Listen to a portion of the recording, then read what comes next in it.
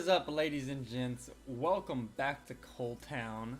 Today, as you can see from the thumbnail and title, we are doing a video on how to beat hard counters. I'm like 5,000-ish right now. I just pushed up for the first time this season. And then I had a really funny string of matches where the matchup was really bad. Like lots of fire. Every one of them had fireball and like a small spell that's really rough. So I mean, my deck is Minion Horde. That guy had Pump, 3 Musk, Fireball, Arrows. Then it had some other weird cards going on. His cannons were really bad, but still a really difficult matchup. Then the middle one there, Fireball, Zap, Miner for the pumps, and he has Furnace and a Wizard for the Minion Horde. That's kind of tough for me. And then a Pekka Xe Ice Wiz Fireball Zap deck as well. So we're going to be going over these and kind of talking about how, so a lot of people have a max deck in this range, I would assume, of like the traditional 3 Musk Goblin Gang Miner deck, and this is basically just like an updated version of that I think works a lot better in this meta. Of course, it's a little bit more difficult to have a max Bandit. I guess subs for that could be if you have a Lumberjack at a good level, and then I guess you could potentially. I really think you need the pressure from Bandit, so it's kind of hard to replace, but you could possibly try Mini Pekka or something. But otherwise, yeah, this deck is just a better version. And if you're not using it for ladder, it's really good on grand challenges and tournaments and everything too. So yeah, that's it. And we're going to be going over these matchups, talking about how you can beat the difficult matchups with this deck specifically, but also just other matchups in general. So I'm going to do a quick run through of the deck. So Bandit is usually used. It's part of your like bread and butter opening play. If you can, the ideal setup, because of Pump not appearing in the first hand anymore, which is actually okay, is you're gonna go Ice Golem in the back and then Bandit opposite lane, and then you're gonna want a 3 Musk high. If they start something in the back and you don't really have those options, you can sometimes Battle Ram in the back opposite lane and then 3 Musk off of that. So for example, my opponent starts a Mega Minion in the back. If I don't have either of those, perhaps I start a Battle Ram in the back on the opposite side, and then I'll 3 Musk high. It'll kill the Mega Minion, and it'll kill whatever they use to defend the Battle Ram with, and then you get an elixir lead, especially if they have to use their spell, and then you get a free pump out. Of course, if you know your opponent has like multiple pump punishes, like Fireball and Miner, sometimes you just have to give up on pumping, especially if you don't have something to catch the Miner. It depends on like if they're able to not use their spell too. So it's situational, but that's kind of the things you do. And then your bar barrel is going to be a log substitute. It's going to be a secondary tank. Something that you do a lot of the times is you have an Ice Golem for one of your Musk sides. It depends on the situation. Typically the 2 Musk side though. And then you start stacking the 1 Musk side, and then use your bar barrel to be a secondary tank as the Ice Golem is dying, also to kill stuff. And then pumping is, like I said, kind of used from that setup, and then when you know you can't get punished for it. And then Minion Horde is you have to pay really good attention. It's gonna be a Fireball bait for Pump as well, and then really good attention. And then yeah, we're just gonna hop into the matches because those are the main concepts, I would say. All right, so first off, we're gonna start off with a really difficult matchup. They're all really difficult, but I just thought it was crazy that they're all like 3 really hard ones in a row, like on paper. Of course, these players, since I'm pushing up, aren't necessarily the best. But it just kind of goes to show, because this is something you can run into if you're using 3 Musk at lower ranks. It's why sometimes it's really difficult to push up a 3 Musk, even if they're not as good players, because this is the kind of deck. Like these triple spell Fireball decks are pretty common, I think. All right, so right here, this is probably the worst moment of the game. So I kind of did what I had, the setup I like, but he ended up having like both of these splash units and Fireball and NATO. I expected NATO. I didn't really expect Fireball. In hindsight, maybe I could have gone like 3 Musk on the other side, and that would have been more effective. The real issue there though was I used Bar Barrel. It wouldn't have been that bad if I hadn't used Bar Barrel, because I thought I could distract. So what I thought was gonna happen was he's gonna Xe NATO. That he's gonna hope the Xe kills the 3 Musk. I'm gonna try to distract the Xe with this. Anyway, his Fireball's out of hand. I pumped up. I wasn't expecting Graveyard at this point, but I know he didn't have Fireball in hand, so I'd go and throw him down this Minion Horde. And then here, when you have these counter-pushing minions, you can try to. I probably should have thrown down a Bandit instead, but he ends up NATOing it backwards, and I know he's low on elixir because he just went aggressive, and then he uses as an Ice Wiz, and I'm immediately able to get this Bandit out. Even if he had gone guards as well, Either way, probably guards would have been better, but I still would have gotten through. And as a result, yeah, I took damage, but you got to go with the flow and then take advantage of that situation. And then right here, I'm going to cycle. And then the reason I played the Ice Golem there is because I want to pump in the middle to avoid Graveyard getting a ton of damage onto it. And this way, if he does decide to fireball that pump, he can't also hit my Ice Golem, which wouldn't have been the case if I had started that Ice Golem behind the King Tower.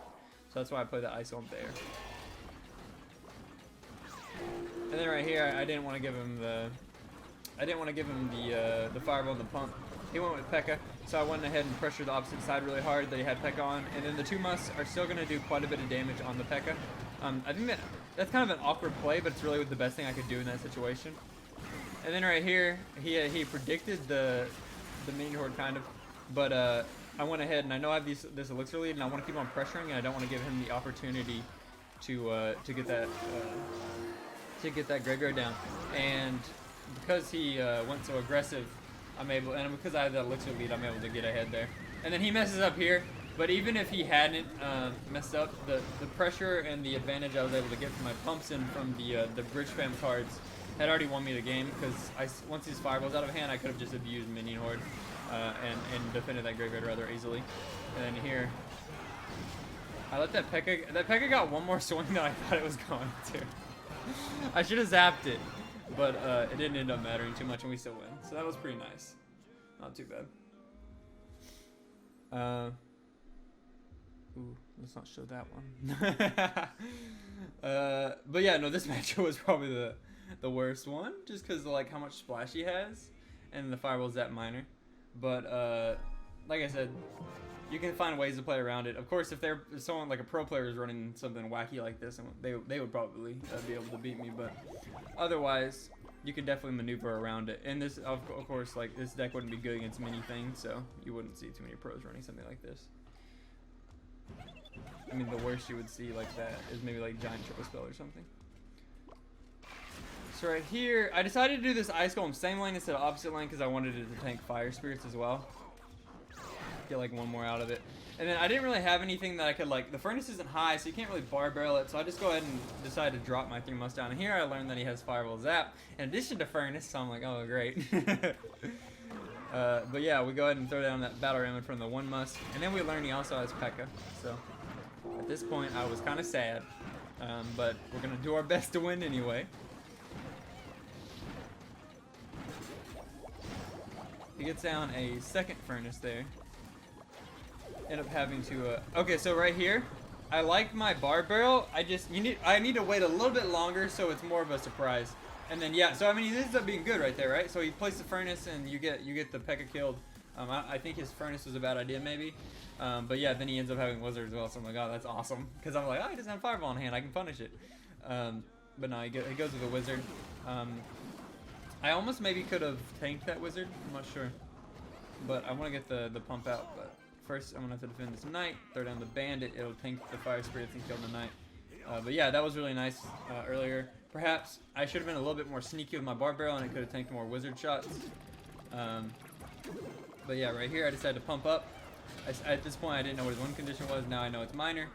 That was really greedy of him to go that aggressive. I tanked quite a bit of damage, I only zapped the bats, and as a result you can see I'm going to be up like 4 or 5 elixir. But that's kind of what you have to do. I mean, yeah, I'm down at the moment, but I have an elixir lead. You have to take damage sometimes and try to get at least 1 pump out that gets you an elixir lead, or get an elixir lead in some other way. So right here you're gonna do something that's also really good.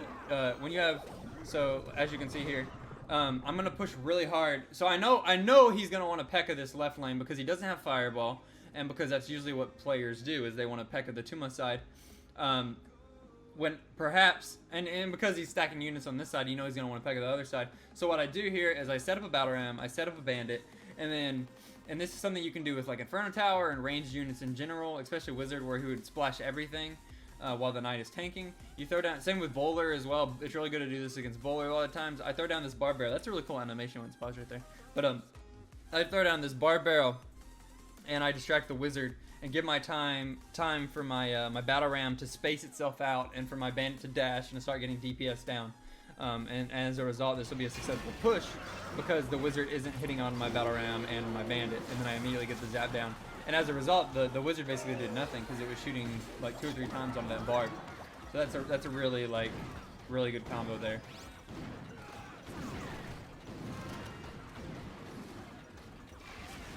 Oh, okay, so right here, the thought process was he's gonna fireball zap my 2-Musk, but he still won't take tower, and then I can pressure the right side. Unfortunately, one fire spirit didn't get attracted and snuck through right there, and then unfortunately I was hoping the fire spirits right there would not touch the mini horde, the bandit would take it, but that didn't work out that way, huh? So yeah, those are the thought process. Would have been great, but if I had stopped that Pekka shot, I could have maybe won right there, or made him waste minor at the same time, 3-crowned him, but it's fine. And then right here, we're gonna try to. So I zapped because I didn't want them to die, but then they did anyway. But yeah, I mean, I'm trying to do my best to protect my units, but he has Wizard, he has Fire Spirits, and it's really hard to protect your units from all these splashes. But even though that was kind of unfortunate, you just gotta have to keep on playing and reset. So at this point, I'm just trying to defend effectively and get some momentum back in my favor. Because right now I'm behind, he has the furnaces set up. So I'm splitting the, usually I don't want to split the 2-Musk on that side, but I don't really want to give up 3 fireball zaps on the right side anyway. So I'm going to be splitting on that side. And then what I expected him to do is perhaps throw like a Pekka down. And then, which he does, which is okay though. So I'm protecting, that bar barrel didn't come out quite as fast as I wanted. Once again, those fire spirits being really annoying. But I wanted to bait out the Pekka so that I could go all in with my ground units. And then he gets a little bit greedy with a miner there. And because of that, I'm able to kind of get like a rush in onto his king tower that was already pretty low. I'm able to get a little bit of damage and a little bit of bandit. I tried to reset that Pekka there, unfortunately I couldn't. But I mean, a lot of the times with these really tough matchups, you have to give and take like damage, and then just make sure you're the one making the smarter decisions. Right here, I'm going to look to distract this this wizard. Even though he wanted to only fireball there, so even though my muskies do die, I'm able to get a lot of damage on the Pekka, and it's no longer a threat. My towers are both so low, but like I said, you're doing the damage trade-off. And then here, I need to get some pressure in both lanes, because I mean that's the main thing you have going for you with 3-Musk. You need to be pressuring both sides. And then here, I decided to go with that 3-Musk, even though it's going to take a little bit of fire spirit damage, because I really, like I said, you need pressure, because you can't just let him sit there and chip you out. And that's what 3-Musk is all about, is like splitting your opponent's resources and then coming out ahead. And then of course, another thing with like these battle rams in the back is I'm trying to bait out Pekka, so I can get chip onto the king tower. And like I said, I was able to do that. And then here, you're kiting the Pekka away. And then if you'll notice, obviously, there's only 200 HP. And a really good thing. So I wanted to bar barrel like right away, but I was afraid that it would land and get targeted by the furnace. So I'm trying to defend one more series, wait for this, and then this is the plan I'm formulating in my head. Wait for this furnace to get low enough. Right here, this is just to pressure him. And then what I'm gonna do, I get this ice golem chip onto the furnace, and that means it's low enough now that bar barrel might kill it. And I'll zap to make sure. With 10 seconds left, I'm gonna bar barrel this furnace. I'm gonna immediately go for a zap to make sure it does die, and then the barb is gonna finish off the king tower for me. That's it. As soon as I got it within like 200 damage, that's what I was like, okay, I was like, can I do it now? No, because the furnace is gonna tank. So instead of defend one more sequence, I get back to my bar barrel zap, and I'm able to bar barrel through the furnace, kill it, paired with the zap. Maybe I could have got it out a little bit earlier, and that is able to finish off the king tower. So yeah, not even like a perfectly play game for me. I mean, partially because it's so hard to freaking dodge furnace, wizard, fireball with the minion horde, and miner as well, but we're able to pull that out. And then finally, we're gonna go over this 3-Musk mirror match, except he has fireball and arrows. He uses cannon and elite barbs, really weird, but still difficult. And we have that kind of ideal setup I was talking about, so we're gonna try to go like ice golem and into a bandit, into a nice 3-Musk. See what he does. I think I could have done this the other way around, maybe. Just because this makes bandit run too fast, or get the dash off, and it'll be a little bit too quick. Either way, it doesn't really matter. It's still pretty nice. A good 3-Musk setup for sure, I think. And like I said, usually go 2-Musk into the bandit lane because you want them to fireball if they have it in hand. Of course, he didn't have it in hand, so he ends up going defensive 3-Musk instead, which is pretty nice. My zap was a little bit late, I thought about it a little bit too long. I should have done that zap a lot earlier, and then I would have had more pressure, and these 3 musks would have been more than just 2 shots. So that zap should have came out earlier, for sure, but not the worst. All right, so I'm assuming since he has shown like Knight 3M, I'm like, okay, I can pump freely. He maybe has a minor, and then he cannons, and I'm like, huh? I'm like, that's weird. And then he pumps as well, so I'm like, okay, whatever. 3 elixir for free. And then right here, I'm trying to time this. I'm trying to get this battle ram. It's not gonna be pulled by that cannon, so I'm gonna go ahead and try to push into this. And I knew that he was down 3 elixir because of that cannon as well. And then right here, we learn he has arrows. I mean, so the concept was, he's 3 elixir. I was already slightly ahead of him, and then cannon, so he's down like maybe 4 elixir. And then I can just go all in because he's not going to be able to get his 3 musk out, and at best he has like a zap, right? And then he fireballs the pump like late for some reason. He should have just waited and fireballed my next pump, and then he does another bad cannon. So I was like, okay. And then here, of course, I now know he has fireball, but he doesn't have it in hand, so I'm going to go ahead and 3 musk. And I can't go in with like my minion horde again because I know he'll get back to an arrows. So yeah.